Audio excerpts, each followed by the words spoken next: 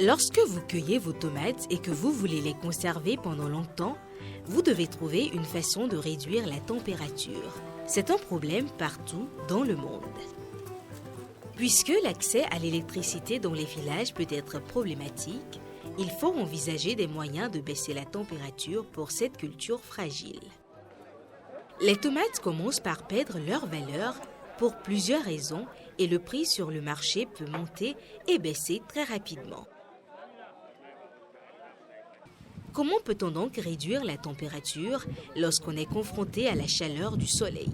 Des agriculteurs de Dambata, dans l'état de Kano au Nigeria, ont utilisé localement des briques en terre battue pour construire une chambre de refroidissement très efficace. Quand il y a un excès de tomates sur le marché et que les prix ne sont pas très bons, les agriculteurs peuvent apporter leurs tomates ici et quand les prix montent, ils peuvent alors les apporter sur le marché. La chambre de refroidissement est située au centre du village et elle bénéficie de l'ombre supplémentaire d'un arbre.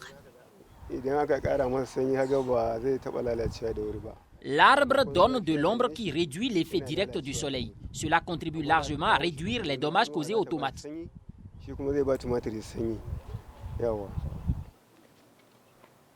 Comment construire une chambre de refroidissement en terre battue?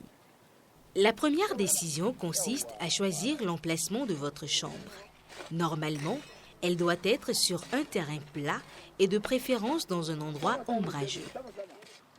Comme c'est le cas dans toute tâche de construction, l'essentiel consiste à rassembler d'abord vos matériaux sur le chantier, y compris vos briques en terre battue, du sable de rivière et de l'eau.